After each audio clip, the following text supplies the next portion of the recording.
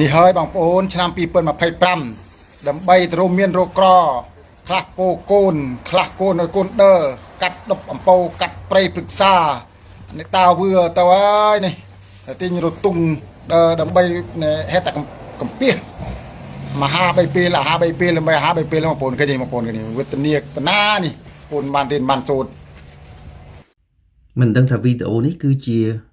វីដេអូប្រជាពលរដ្ឋខ្មែរទៅធ្វើការបោះជំរំបោះតង់នៅក្នុងព្រៃណាមួយឬក៏ប្រជាពលរដ្ឋខ្មែរកំពុងតែភៀសខ្លួនតាមព្រំដែនដោយខុសច្បាប់ទៅធ្វើការនៅស្រុកសៀមប៉ុន្តែតាមអ្វីដែលគេនិយាយសំឡេងពីលើនោះហាក់ដូចជាករណីទី2ច្រើនជាងអញ្ចឹងគឺជារឿងមួយគួរឲ្យឆ្ងល់មែនទែនឆ្នាំ2025ហើយហេតុអីបានប្រជាជនខ្មែរនៅតែភៀសខ្លួនដោយខុសច្បាប់ទៅធ្វើការនៅស្រុកសៀមទៀតខណៈដែលសៀមគេអនុញ្ញាតឲ្យយើងនឹងទៅធ្វើការស្របច្បាប់ដោយសារតែមានអនុសារណៈយោគយល់គ្នារវាងប្រទេសសៀមហើយនិងប្រទេសខ្មែរចង់បងប្អូនគ្នាមើលវីដេអូនេះសិនสวัสดีค่ะเบอร์รี่จากบนจรามอินทราសម្រាប់បងប្អូនដែលដាច់បែរអាជ្ញាทำงานព្រមទាំងវីសានៅថ្ងៃទី13ខែកុម្ភៈឆ្នាំ2025ខាងមុខនេះពលគឺបងប្អូនមានពេលត្រឹមតែ2ខែជាងតែប៉ុណ្ណោះបងប្អូនណាបាទហើយឥឡូវនេះប្រព័ន្ធគេបានបើកដើម្បីឲ្យយើងยื่នឯកសារដើម្បីតបអាជ្ញាทำงานហើយជារូបភាព MOU ឃើញទេក្នុងវីដេអូនេះគេបានបញ្ជាក់ថាឲ្យប្រជាពលរដ្ឋខ្មែរនឹងធ្វើការរុះរាន់អ្នកដែលមានបានធ្វើការនៅប្រទេសសៀមនឹងមានរយៈពេល2ខែក្នុងការបន្តសូមលិខិតអនុញ្ញាតឲ្យធ្វើការនៅស្រុកសៀមជារឿងចម្លែកមែនទេនេះបញ្ហាទី1បញ្ហាទី2សំណួរដែលខ្ញុំសួរនៅខាងលើនឹងហេតុអីបានជាប្រជាពលរដ្ឋខ្មែរទៅធ្វើការនៅស្រុកសៀមសៀមក៏មានប្រជាពលរដ្ឋគេដល់ទៅ71លាននាក់ហ្នឹងបើសិនជាស្ថិតិឆ្នាំ2023ច្រើនជាងប្រទេសកម្ពុជានឹងប្រហែលជា4ដងប៉ុន្តែគេមានការងារសម្រាប់ប្រជាជនគេ70លាននាក់ជាងនឹងហើយគេហៀមកដល់ស្រុកខ្មែរយើងហៀដល់លាវហៀដល់ភូមិទៀតហើយអញ្ចឹងយើងដែលរិះគន់សៀមហ្នឹងយើងមានចំណុចខ្លះដែលយើងរិះគន់អាហ្នឹងតាក់ទងទៅនឹងបញ្ហាប្រវត្តិសាស្ត្រយ៉ាងតែនិយាយពីសេដ្ឋកិច្ចនិយាយពីជីវភាពប្រជាជនសៀមវិញយើងនៅខាងក្រោយគេឆ្ងាយណាស់បងប្អូនអរគ្នាយើងនៅតែប្រើជំហានគីងគក់នឹងទៀតមិនបាច់ទេមិនបាច់ធ្វើអីទេយកលេសមកដើរយឺតណាអញ្ចឹងមូលហេតុអីបានជាប្រជាជនខ្មែរនៅតែ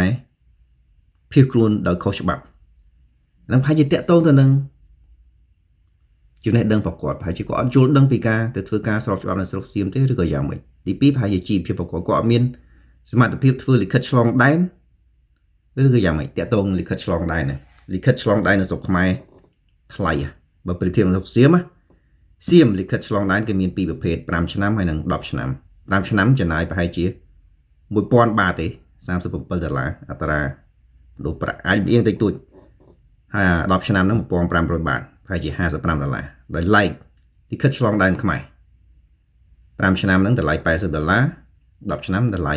$100ចង់ធ្វើលឿនទៀត7ថ្ងៃ15ថ្ងៃយកភ្លាមហ្នឹងខុសគ្នាទៀតថែមលុយទៀតឃើញទេអញ្ចឹងគណៈដែរខ្មែរយើងមានប្រាក់ខែថោកជាងសៀមហើយប៉ុន្តែយើងត្រូវចំណាយច្រើនជាងសៀមទៀតអញ្ចឹងយើងឃើញថាជីវភាពប្រជាជនយើងវាកាន់តែដុនដាបទៅតាមហ្នឹងព្រោះយើងត្រូវចាយច្រើនជាងប្រទេសជិតខាងដែលមានប្រាក់ចំណូលច្រើនជាងយើងហើយប្រៀបធៀបនៅអាមេរិកវិញអាមេរិកធ្វើប៉ាសពត$130ហ្នឹងប៉ុន្តែប្រាក់ចំណូលអាមេរិកប្រហែលជា$4000ក្នុងមួយខែហើយយើងបាន400អត់យើងបានប្រហែលជា200យើងតិចជាងគេប្រហែលដងតិចជាងគេ20ដងប្រាក់ខែនៅស្រុកខ្មែរអាហ្នឹងប្រាក់អបបរមាតិចជាងអាមេរិក20ដងប៉ុន្តែថ្លៃធ្វើប៉ាសពតសឹងតែស្មើអាមេរិកបានន័យថាម៉េចខ្មែរបើសិនមានប្រាក់ចំណូល$200ហ្នឹងយើងចំណាយ50%នៃប្រាក់ខែរបស់យើងដើម្បីធ្វើលិខិតឆ្លងដែនខណៈដែលអាមេរិកចំណាយប្រហែលជា0.0មិន0.ប្រហែលជាប្រមាណ%នៅបងប្អូនណាបកាយកណិតជួយគិតខ្ញុំមើល130ចែកនឹង4000 0.3 25បាទ 0.3 25គុណ100ទៅស្មើ 3.25% អាមេរិកចំណាយលុយតែ 3% នៃប្រាក់ខែទេដើម្បីធ្វើលិខិតឆ្លងដែនបានប្រជាជនខ្មែរចំណាយលុយ 50%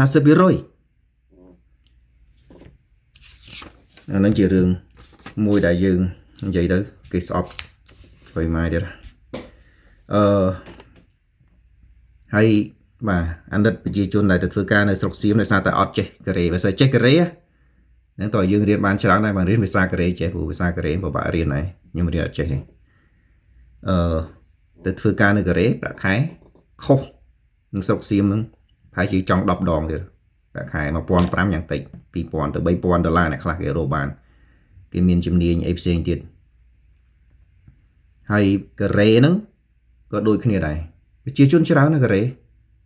ប៉ុន្តែគេមានសមត្ថភាពជួលកម្មករពីជុំវិញពិភពលោកទៅធ្វើការស្រុកគេរហូតដល់ថ្នាក់នេះគេមានការងារច្រើនពេកប៉ុន្តែការងារខ្លះប្រជាជនកូរ៉េអត់ចង់ធ្វើទេអញ្ចឹងគេមានច្បាប់អនុញ្ញាតឲ្យកម្មករអន្តរជាតិហ្នឹងចូលសញ្ជាតិកូរ៉េទៀតឥឡូវនេះអញ្ចឹងមកគឺឃើញប្រជាជនខ្មែរមួយចំនួនបានសញ្ជាតិកូរ៉េច្រើនណាស់ទាំងប្តីទាំងប្រពន្ធយកកូនទៅនៅកូរ៉េអស់ហើយតាមច្បាប់កូរ៉េហ្នឹងធ្វើការតែ5 ឆ្នាំនៅកូរ៉េទៅរស់នៅឲ្យបានជាប់រយៈពេល5 ឆ្នាំបន្តបន្ទាប់គ្នាចេះនិយាយភាសាកូរ៉េចេះទៅសេអីចឹងទៅហើយមិនដឹងអីគេទៀតខ្លះខ្ញុំអានត្រួសណាយើងមានស្ថិរភាពហិរញ្ញវត្ថុវាថាយើងប្រាក់ចំណូលគ្រប់គ្រាន់ដែលមិនមែនជាបន្ទុករបស់រដ្ឋាភិបាលកូរ៉េទេនៅពេលដែលយើងខ្លាយទៅជាជនជាតិកូរ៉េបន្ទាប់មកយើងអាចបញ្ជាក់ថាយើងជាមនុស្សដែលមានអត្តចរិតកិរិយាមេរយាទល្អធ្លាប់វាយគ្នាធ្លាប់ប្លន់ធ្លាប់លួចអីនៅស្រុកកូរ៉េទេអាចខ្លាយទៅជាជនជាតិកូរ៉េបានឃើញល្អមែនតើអញ្ចឹងបងប្អូនដែលទៅធ្វើការនៅថៃ